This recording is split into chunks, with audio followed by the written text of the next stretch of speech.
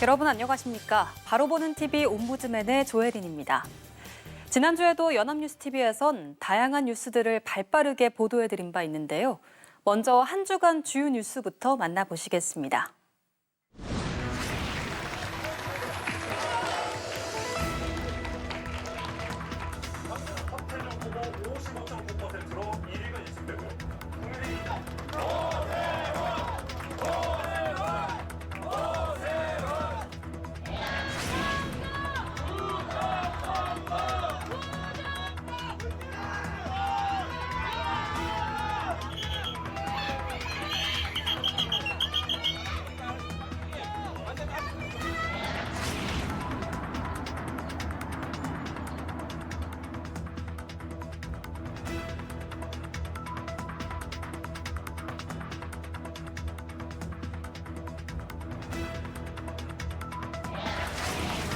Welcome, Korea. Thank you very much.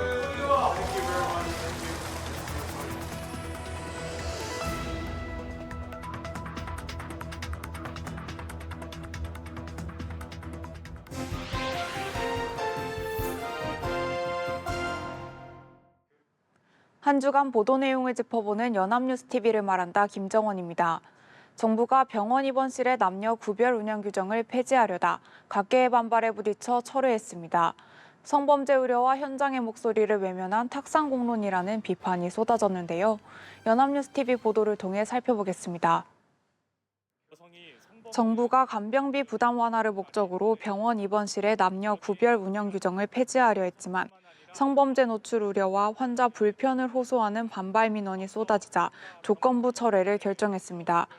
보건복지부는 현행 남녀 구별 규정을 유지하되 중환자실이나 부부, 가족이 2인실을 사용하는 경우에 한해 예외를 인정하겠다고 밝혔습니다.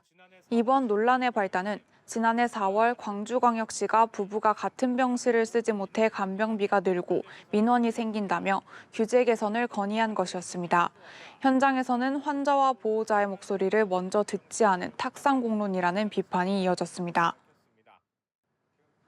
이 보도는 정책 추진 배경과 철회 과정을 순서대로 정리하고 국민 의견과 현장 전문가 목소리를 담아 논란의 핵심을 균형 있게 전달했습니다. 한편 간병비 부담이라는 정책 추진의 본래 취지는 여전히 유효한 문제인 만큼 철회 이후 이를 해결하기 위한 대안적 접근이 무엇이었는지를 함께 짚었다면 더 좋았을 것입니다.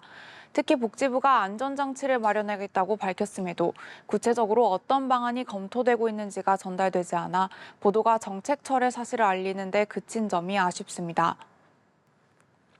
6.3 지방선거 이후 정부 경제정책의 방향에 관심이 쏠리고 있습니다. 성장률 전망이 잇따라 상향 조정되며 회복 기대감이 커지고 있지만 고환율과 고물가는 여전히 해결해야 할 과제로 남아 있습니다. 연합뉴스TV 보도를 함께 보시겠습니다.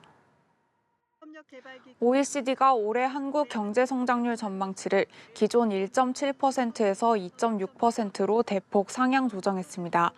한국은행도 같은 수치로 전망치를 올렸는데 반도체를 중심으로 수출 증가세가 예상보다 강하게 나타난 영향입니다. 정부는 연간 수출액이 9천억 달러를 넘어 세계 5위 수출국으로 자리매김할 것으로 기대하고 있습니다.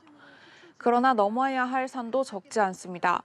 원달러 환율은 금융위기 당시 기록을 넘어 11거래일 이상 1,500원대를 이어가고 있고 5월 소비자 물가는 2년 2개월 만에 가장 높은 3.1% 상승률을 기록했습니다. 석유류 물가는 24.2% 급등했습니다. 한국은행은 물가 안정을 위해 7월 기준금리 인상 가능성을 시사한 상황으로 서민들은 고물가, 고금리, 고환율의 삼중고에 직면해 있습니다. 지방선거 이후 민생 경제에 대한 관심이 높아진 가운데 정부는 경기 회복 흐름을 이어가면서도 물가와 환율을 안정시켜야 하는 이중 과제를 안게 됐습니다. 이 보도는 성장률 상향 조정이라는 긍정적 신호와 고환율 고물가라는 부정적 현실을 균형 있게 대비시켜 현재 경제 상황을 입체적으로 전달했습니다. 구체적인 수치를 통해 시청자들이 체감하기 쉽게 구성한 점도 주목할 만했습니다. 한편 기준금리 인상 가능성이 언급됐음에도 이것이 서민 경제에 구체적으로 어떤 영향을 미칠지에 대한 설명이 빠진 점은 보완이 필요해 보입니다. 고물가, 고환율에 시달리는 상황에서 금리 인상까지 더해질 경우 가계 부채 부담이 어느 수준까지 커질 수 있는지를 함께 짚었다면 경제 지표 나열을 넘어 서민들이 직면한 현실을 더 구체적으로 전달할 수 있었을 것입니다. 6.3 지방선거를 앞두고 후보 공약을 비교하거나 정보를 정리하는 데 AI를 활용하는 유권자들이 늘었습니다. 편리한 도구이지만 할루시네이션과 편향성에 주의가 필요한데요. 연합뉴스TV 보도를 통해 알아보겠습니다. 이번 지방선거에서 유권자 1명이 골라야 하는 후보만 약 7명 수준입니다. 교육감, 시도지사, 지역구 의원 등의 공약을 일일이 찾기 어렵다 보니 AI로 후보별 공약을 항목별로 비교, 정리하거나 과거 공약 이행 여부를 확인하는 유권자들이 늘고 있습니다. 다만 정확한 정보를 얻으려면 주의가 필요합니다. 딥 리서치 같은 검색 도구를 활용하지 않으면 팩트체크가 어렵고 AI 특유의 할루시네이션이 발생할 수 있습니다. 특히 어느 후보를 선택할지 AI에게 묻는 경우 편향성 문제도 경계해야 한다고 전문가들은 지적합니다.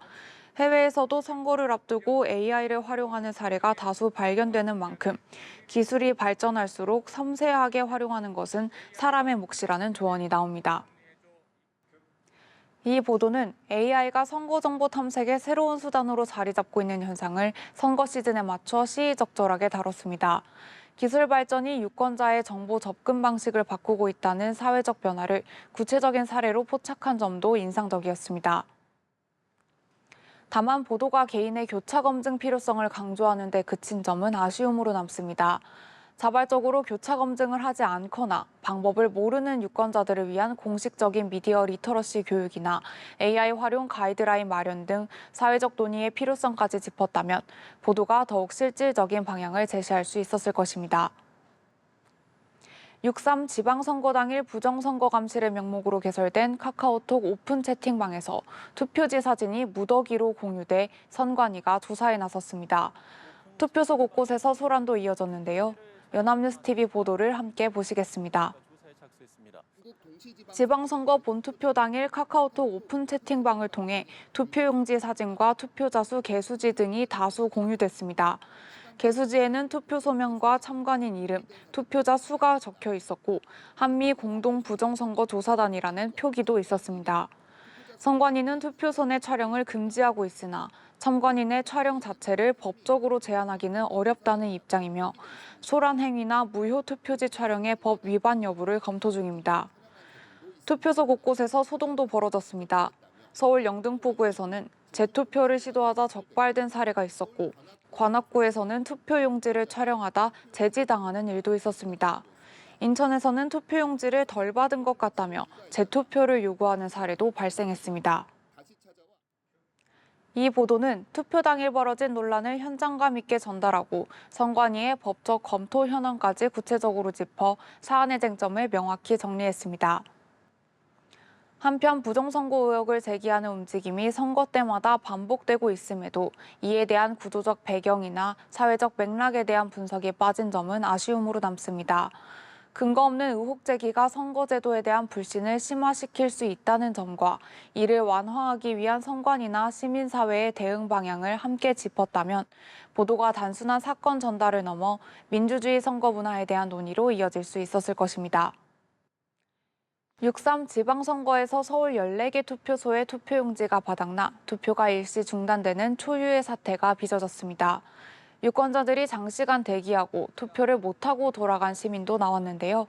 연합뉴스TV 보도를 통해 살펴보겠습니다. 지방선거 당일 오후 1시부터 서울 송파구, 강남구, 광진구 등 14개 투표소에서 투표용지가 소진돼 투표가 중단됐습니다. 선관위는 뒤늦게 용지 이송에 나섰고 오후 6시 이전 도착자에게 대기표를 배부해 마감 이후에도 투표할 수 있도록 조치했습니다. 그 사이 유권자들은 장시간 줄을 서야 했고 일부 투표소는 밤 10시까지 투표 시간을 연장했지만 혼선 속에 투표를 못하고 돌아간 시민도 적지 않았습니다. 선관위는 투표율이 크게 높아지면서 벌어진 상황이라고 설명하며 대국민 사과 브리핑을 열고 책임을 통감한다고 밝혔습니다. 가장 심각했던 송파구는 총 유권자 수의 50%만 용지를 인쇄한 것으로 파악됐습니다. 선관위의 사과에도 투표소와 항의는 밤 늦게까지 이어지면서 파장은 잦아들지 않았습니다. 이 보도는 투표용지 부족 사태의 경위와 현장 혼란, 유권자 반응을 생생하게 전달했습니다. 초유의 사태가 벌어지는 과정을 현장감 있게 담아낸 점이 인상적이었습니다. 한편 투표용지 수량 산정 과정에서 어떤 오류가 있었는지, 즉 왜 유권자의 절반 분량만 인쇄하는 일이 발생했는지에 대한 구체적인 경위 설명이 빠진 점은 아쉬움으로 남습니다. 또한 선관위의 뒤늦은 대응과 미흡한 현장 안내에 대한 비판적 시각도 보완됐다면 사태의 심각성을 더 온전히 전달할 수 있었을 것입니다. 투표용지 부족 사태의 여파가 선거 다음 날에도 이어졌습니다. 일부 투표소 앞에서는 투표함 반출을 막는 대치 상황까지 벌어졌고 법적 분쟁 가능성도 제기되고 있는데요. 연합뉴스TV 보도를 통해 알아보겠습니다. 투표용지 부족 사태 이후 일부 유권자들이 부정선거를 주장하며 투표함 반출을 막아서는 대치 상황이 한밤까지 이어졌습니다. 한 시민단체는 유권자의 투표권이 박탈됐다며 선관위를 고발했습니다.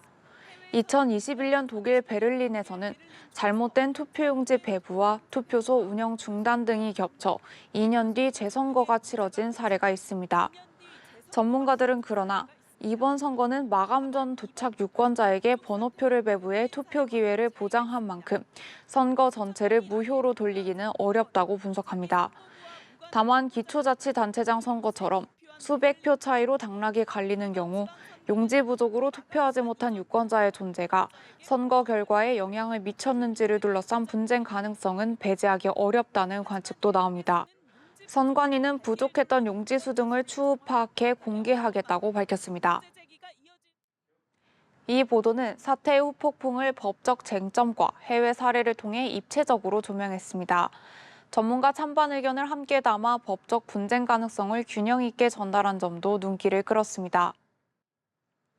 다만 법적 분쟁 가능성을 짚는 데 집중한 나머지 앞으로의 논의가 어떤 방향으로 이루어져야 하는지에 대한 설명이 부족했습니다.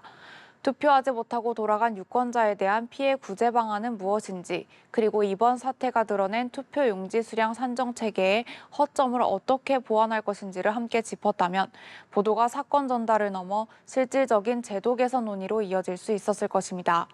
지금까지 연합뉴스TV 시청자 평가였습니다.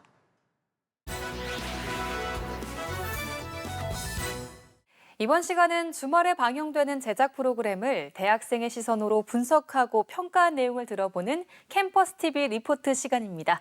이번 주는 인천대학교 오정화 학생 나와 있습니다. 안녕하세요. 안녕하세요. 네, 지난주 어떤 프로그램 모니터링 했나요? 네. 저는 매주 토요일 오후에 방송되는 연중기획 하모니를 모니터링했습니다.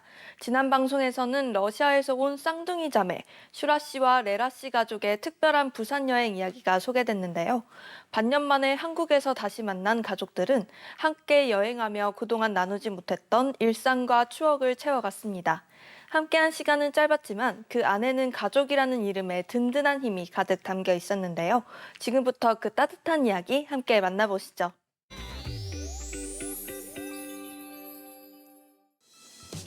방송은 한국에 사는 러시아 쌍둥이 자매에게 특별한 손님이 찾아오며 시작합니다. 러시아에서 온 가족들과 여행 떠날 준비를 시작한 슈라 씨와 레라 씨. 이번 여행지는 어디일까요? 바로 부산입니다. 벌써 세 번째 방문이라는데요. 매년 가족들이 한국에 올 때마다 대한민국 방방 곳곳을 다니며 함께 여행을 즐겨왔다는데요. 덕분에 한국에 정착해서 사는 두 딸보다 한국 도로에 훨씬 익숙한 사람은 바로 아빠 막심 씨라죠. 부산으로 향하는 가족들의 표정이 밝아 보입니다. 부산까지 가는 동안 꼭 들려야 할 곳이 있다는데요. 바로 여행의 묘미 휴게소 간식 타임. 호두과자와 알감자, 핫도그 등 가족들은 한국 휴게소 간식에 푹 빠진 모습입니다. 드디어 도착한 가족의 여행지는 보기만 해도 가슴이 뻥 뚫리는 푸른 바다의 도시 부산인데요. 가족과 함께하는 오늘을 위해 바다가 훤히 보이는 넓은 숙소를 예약했다네요. 엄마 제냐 씨는 딸들 덕분에 좋은 곳에서 쉰다며 고맙다는 인사를 전했습니다. 이제 본격적으로 부산 여행을 즐길 차례. 해운대를 향해 걸어가는 동안 예쁘게 핀 꽃들을 그냥 지나치지 못하는 엄마 제냐 씨. 꽃 구경하며 걷다 보니 드디어 오늘의 메인 장소 해운대에 도착했습니다. 고향의 바다가 떠오르는 풍경 속에 부모님도 신혼처럼 로맨틱한 분위기에 빠졌습니다. 해변 산책을 마치고 발걸음을 옮긴 곳은 해운대의 명물 해변 열차를 타러 왔는데요. 열차에서 보는 바다는 또 어떤 풍경일까요? 드디어 열차가 출발하고 가족들은 저마다 창밖으로 보이는 그림 같은 바다 풍경을 즐깁니다. 열차에서 내리기 무섭게 또 다른 꽃을 발견한 제냐 씨. 이번 여행지로 부산을 선택한 이유도 다른 곳보다 일찍 만개하는 꽃을 마음껏 보기 위해서였답니다. 반년 만에 보내는 가족들과의 시간, 행복한 모습을 사진첩에 고스란히 담아봅니다. 가족들을 위해 준비한 다음 코스, 부산 바다를 한눈에 볼 수 있는 해상 케이블카를 타러 왔는데요. 탁 트인 바다 풍경에 한시도 창밖에서 눈을 떼지 못하는 가족들. 하늘에서 내려다보는 부산의 풍경은 또 다른 감동을 선사합니다. 인생 사진을 남기고 공원 구경까지 알차게 마치고 돌아오는 길. 얼굴에는 기분 좋은 미소가 가득하죠. 서울로 간 레라 씨가 일을 마치고 합류했습니다. 이번 여행에서 가장 중요한 일정이 있다는데요. 바로 자매가 광고를 촬영한 브랜드의 매장. 두 딸의 화보 사진을 부모님께 직접 보여드리는 건데요. 기대감을 안고 쇼핑몰 안으로 들어섭니다. 매장 한편에 당당히 걸려있는 두 딸의 화보 사진. 부모님의 카메라 셔터가 쉴 새 없이 터집니다. 딸들이 모델로 활동하는 모습을 실제로 처음 보며 벅찬 감동을 감추지 못하는데요. 사진 속 예쁜 두 딸의 모습이 마냥 대견하고 뿌듯하기만 한 부모님. 남동생 토마 씨도 슈라 레라 씨 덕분에 유명한 사람이 된 것 같아 자랑스럽다고 합니다. 어머니 제냐 씨, 아버지 막심 씨가 두 딸에게 남기는 영상 편지. 타국 생활을 하는 두 딸에게 응원과 축복의 말을 전합니다. 부모님과 동생이 러시아로 돌아가야 할 시간. 슈라 씨 표정에 아쉬움이 가득해 보이네요. 부모님께 드릴 선물을 사온 레라 씨. 고향에 계신 할머니께 드릴 한국 파스를 샀다는데요. 이제 진짜 헤어질 시간이 왔습니다. 엄마는 딸들에게 남자친구를 사귀라는 귀여운 당부도 했습니다. 헤어지는 아쉬움을 달래며 다 함께 가족 사진을 남겨보는데요. 멀리 떨어져 지낼 딸들의 예쁜 모습을 눈과 마음에 꾹꾹 눌러 담아 봅니다. 각자의 자리로 돌아가지만 꽉 채워둔 가족의 온기가 있기에 자매의 내일은 외롭지 않습니다. 낯선 타국살이도 둘이기에 두렵지 않습니다. 좋아하는 일을 하며 삶을 멋지게 채워가는 두 사람. 한국에서 가정을 꾸리는 게 꿈이라는 슈라와 레라 씨. 방송은 자매가 함께 완성해갈 눈부신 내일을 응원하며 마무리됩니다. 네, 모니터링한 내용 잘 봤습니다. 정 학생은 이번 연중계획 하모니를 보면서 어떤 점이 가장 인상 깊었나요? 저는 낯선 한국 땅에서 모델이자 크리에이터로 당당하게 자신의 길을 개척해 나가는 슈라 레라 자매의 모습이 특히 인상 깊었습니다. 무엇보다 매장에 걸린 자신들의 화보를 멀리 러시아에서 찾아온 부모님께 자랑스럽게 보여드리는 장면에서는 큰 감동을 받았는데요. 꿈을 향해 나아가는 과정에서 가족의 응원과 사랑이 얼마나 큰 힘이 되는지 다시 한번 생각하게 만든 따뜻한 영상이었습니다. 네, 잘 들었습니다. 지금까지 인천대학교 오정화 학생이었습니다. 오늘 말씀 고맙습니다. 고맙습니다.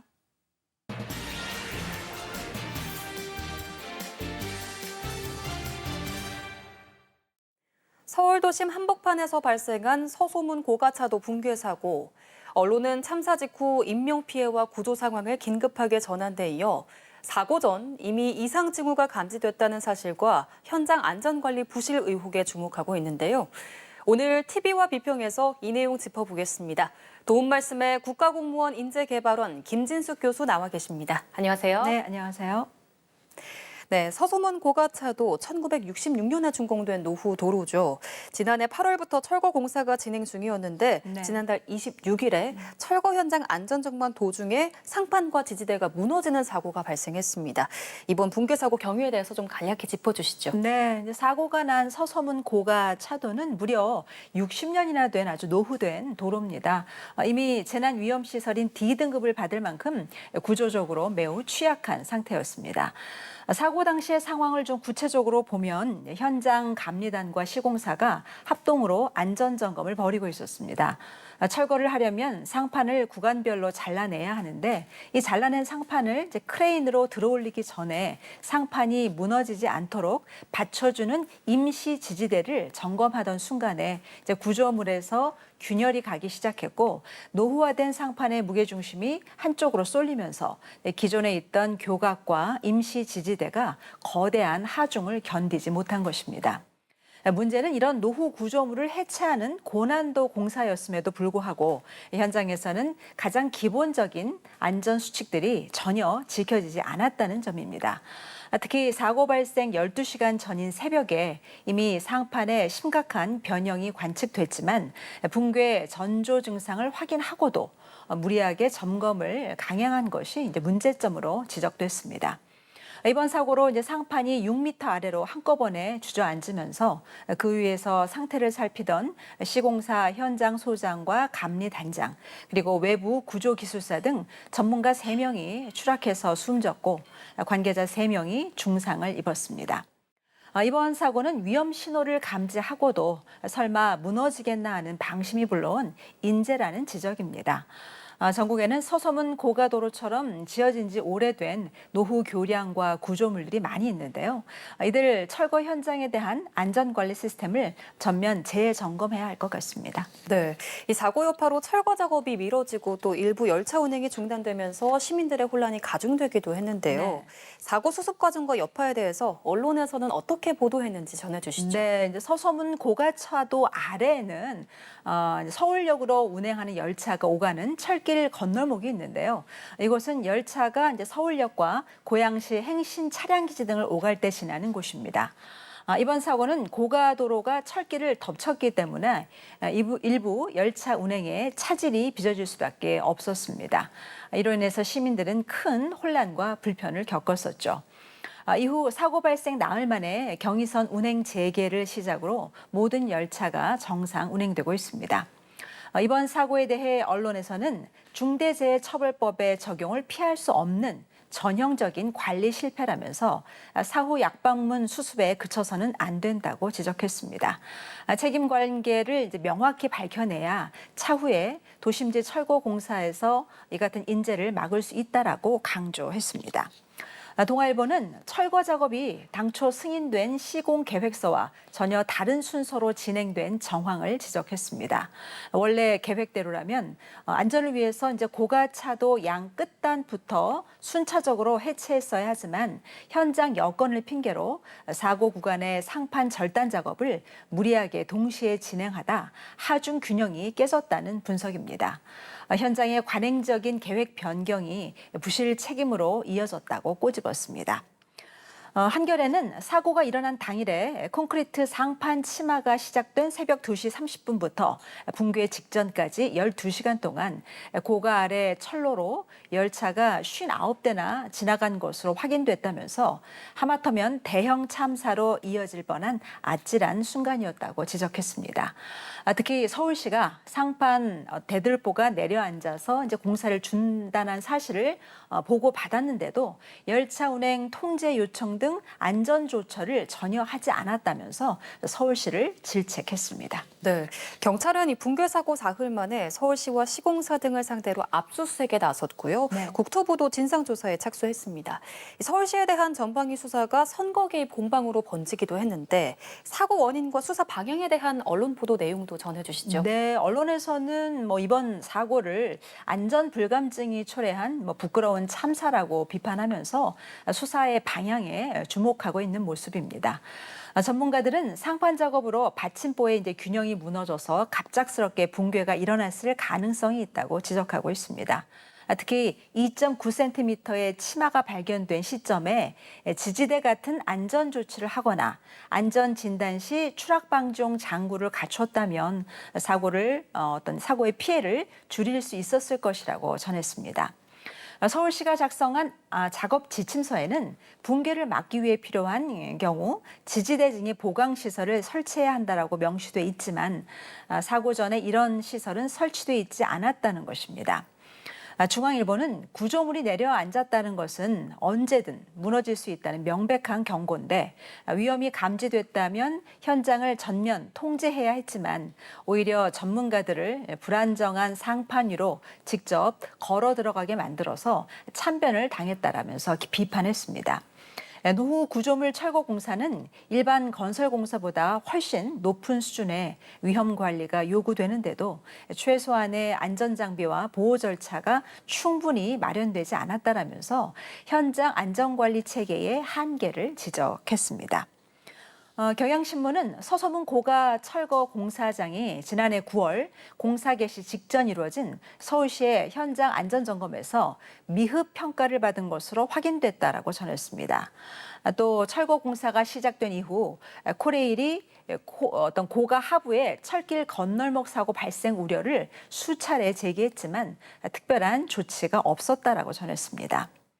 수사 당국의 움직임도 빨라지고 있습니다. 경찰과 고용노동부는 사고 원인 파악과 함께 산업안전보건법, 또 중대재해처벌법 위반 여부에 대해서도 조사하고 있는데요. 이번 수사는 지방선거를 코앞에 둔 시점에 터진 사고라서 언론에서는 정치적 파장에도 초점을 맞추는 모습을 보였습니다. 네, 안전조치를 위해 점검을 하는 도중에 사고가 났다는 점에서 이를 막을 방법은 없었는지 좀 안타까움이 더해지고 있는데요. 이번 사고의 구조적 문제와 재발 방지 대책을 들여다본 언론 보도는 없었는지도 궁금합니다. 네, 언론에서는 이제 이번 사고를 계기로 노후 구조물 철거 공사의 고질적인 시스템 문제를 지적하면서 근본적인 제도 개선을 주문했습니다. 노후화가 심각해서 이제 붕괴 위험성이 예견됐음에도 불구하고 고난도 해체 공사에 걸맞는 촘촘한 안전 관리가 현장에서 전혀 작동하지 않았다는 점이 구조적인 원인이라는 것입니다. 따라서 이제 유관이나 수동 점검에 의존하는 현행 방식을 전면 개혁해야 한다는 주장이 힘을 얻고 있습니다.